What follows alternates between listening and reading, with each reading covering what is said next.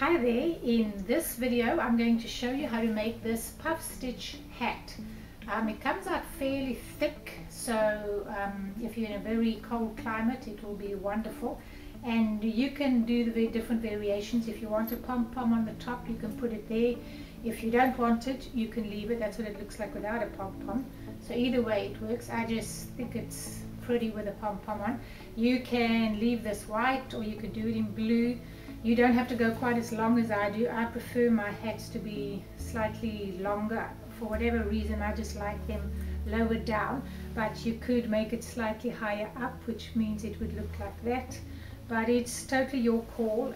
It's versatile in that sense. I'm going to show you how to do it in this video. So to do this puff hat, I am using your Caron Simply Soft Party, and I'm doing it in white and I'm doing it in blue. Well, I'm actually doing it in blue and the white trimmings on it. For this video I'm actually going to do it in the white because I think it's going to be easier for you to see, and I am using a hook size 5.5 millimeter. Okay, so you're going to start off by chaining 3 and then slip stitching in your very first chain, and then you're going to do 12 single crochets. So you're just going to go into your little gap. One day, one of my videos, I'll show you how to do a magic loop because that's a little bit easier. But so far, we'll just do it this way. So that's one. Just make sure. Now this yarn is a bit of a nuisance, if I have to be honest, because it's got little sparkle things in it and they tend to get hooked everywhere. So just be careful with it and just go slowly. So you're just going to do 12 of these and then I'll show you. Alright, so you've done your 12 single crochet all the way around, and what we're going to do now is we're going to slip stitch in our very first stitch. Now what I want to do is show you how to use a place marker. We're going to just get a piece of yarn. If you have an actual stitch marker you can use that too, but I'm just using this yarn. Just wrap it around your hook over here, and that just shows you where you are with your first stitch. Now we're going to chain 1 and we're going to do a puff stitch in this very same stitch. So to do the puff stitch, you're going to wrap your yarn around and go very loosely, because this is pretty tricky to get your hook through all the stitches if it's not too loose. So that's, you wrap it around once, go in that same stitch, bring up a loop, wrap it around, same stitch, bring up a loop, and you do this 3 times. Wrap around, same place, bring it through. Now you're going to go through all 3 of these stitches. And as I say, it is a bit of a challenge, especially with this yarn, because this yarn is a bit of a nuisance. It's got little glittery threads in it, and they tend to get stuck. But don't worry about that. You can do it. You just have to work pretty loosely. So now we've got our first one, and we're going to do the same thing in each of the next ones. So yarn over, go into your next stitch, and you're going to do this 3 times. Yarn over in that same stitch, yarn over and in that same stitch, and then you're going to pull it through all 3, and there's your puff stitch. So you're going to do this all the way around so that you have 12 stitches. And so you've come around and you've done your 12 puff stitches. Now this is where we started off over here. So what you're going to do is you're going to slip stitch in the stitch before that actual puff that you made. So you're going to just slip stitch in there, and you're going to yank your marker out, slip stitch in here, and put your marker back over here. So just put your marker back there so we know where we're going to be finishing. Now you're going to chain 1 and you're going to do your puff stitch, your next one, in this same spot over here. So in this round we're increasing, so you're going to do 1 puff and then 2 in the next stitch, 1 in the next, 2 in the next, and you're going to do this all the way around until you have 18 puff stitches. So you chained 1, and then you're going to, if I was you, I'd probably make a bit of a gap there, just so you can get your hook in easily without yanking any other pieces of yarn. So you do 1 in this one, and then you're going to go to your next space over here. And if you need to make a little spot, you can. You could go in the top of these 2. In fact, some of them I did. I cheated a bit, but you can make a hole there. Now we're going to do 2 in this one. So that's 1,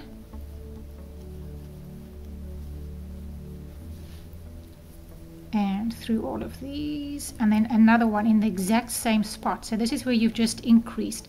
When you're doing a round circle, you have to increase, otherwise you're going to have your work curling over like this, which you don't want.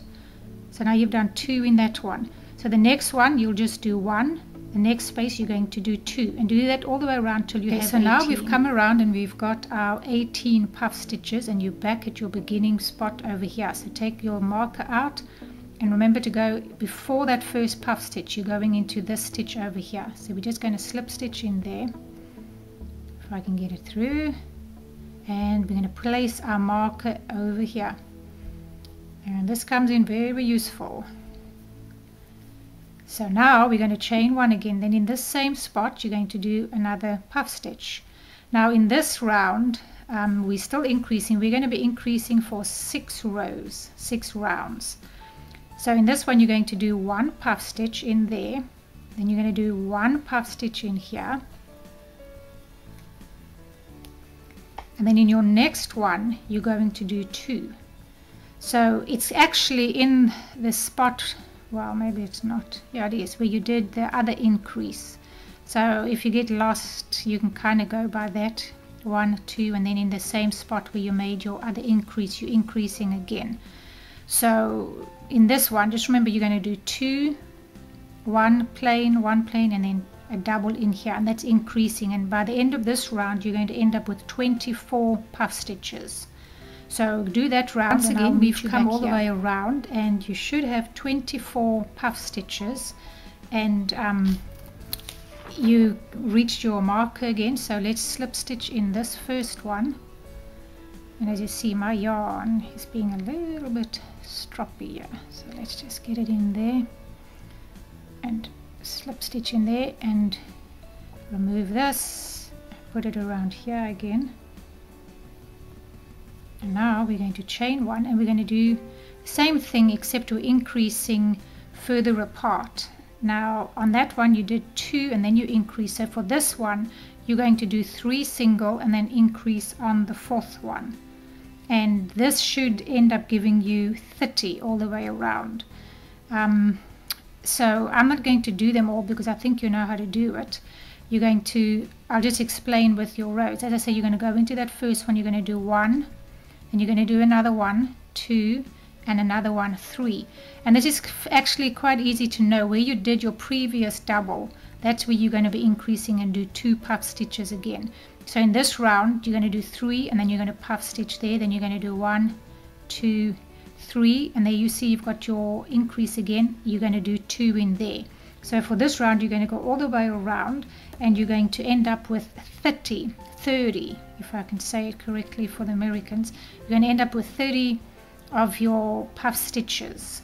So you go ahead and do that, and then in your next round, if you just follow the instructions, you're going to see exactly what to do. Your next round it will have moved across, and instead of doing it for every 3 you're going to do every 4, and then you're going to do an increase with 2, and then with that row you're going to end up with 36, going all 36 all the way around.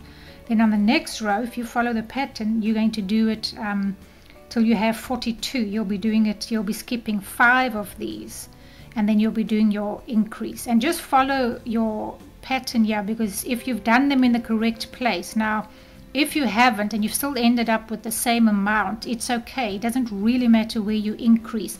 It's just going to throw you off if you kind of doing it in a pattern by doing 3 and then increasing on your next round, 4 increase, the next round would be 5 singles and then an increase.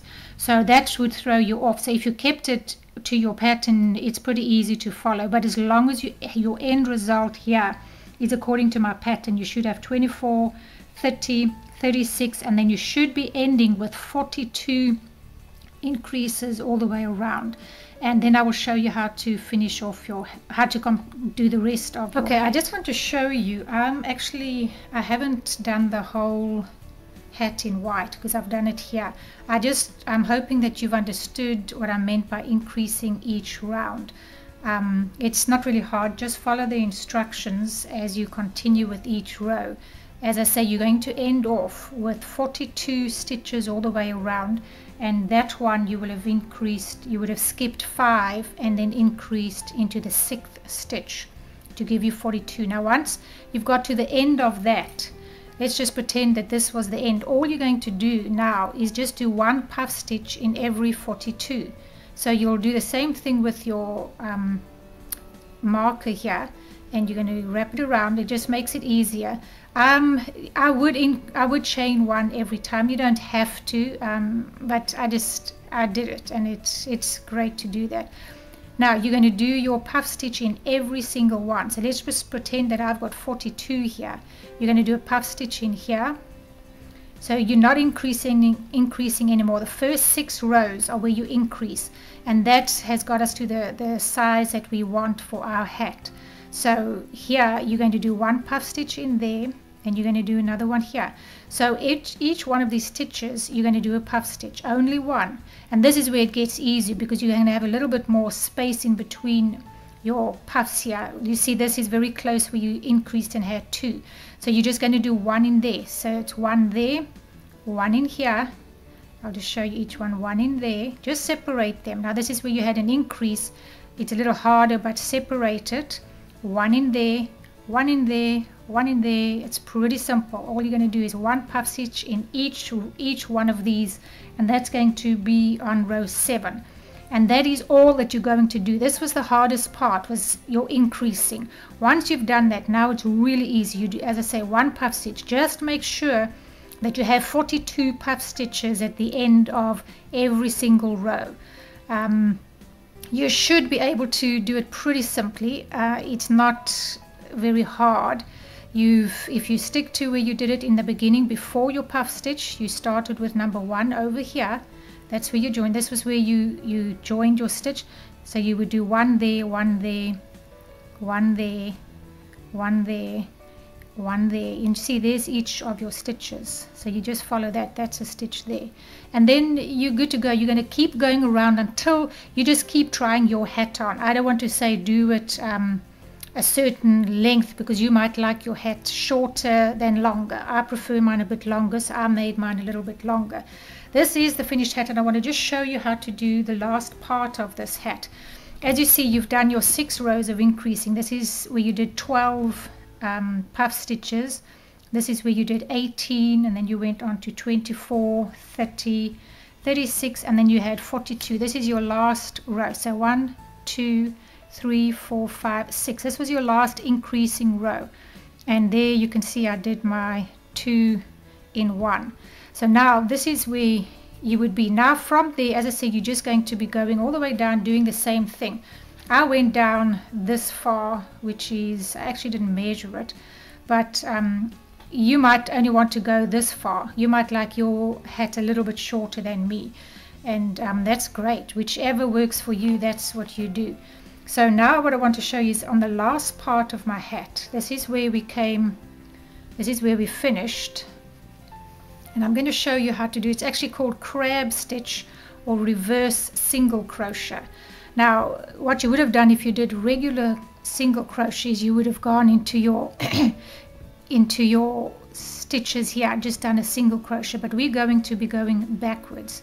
So you're going to be going, I'm going to chain 1.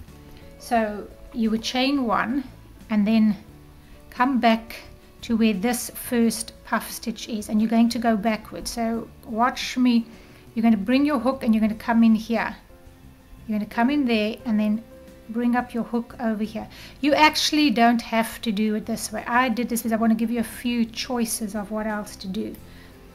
So you did that. That's going backwards. Now you're going to go, that's where you went in. Now you need to go into this next one, and yes, it is quite a distance away, but it's okay because it works out well. So you're going to come in from this angle. I'm trying to show you. You're going to bring your hook in this way, okay? Bring it in there. There's your yarn, and you're going to grab your yarn. Your yarn is on the left.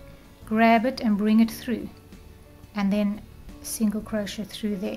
It's actually a really pretty stitch at the end. You can leave it just by itself. That's why I'm going to give you a few options. Now be careful not to go into this same stitch where you just went, because it looks like it's so far, and it is far, but it's okay.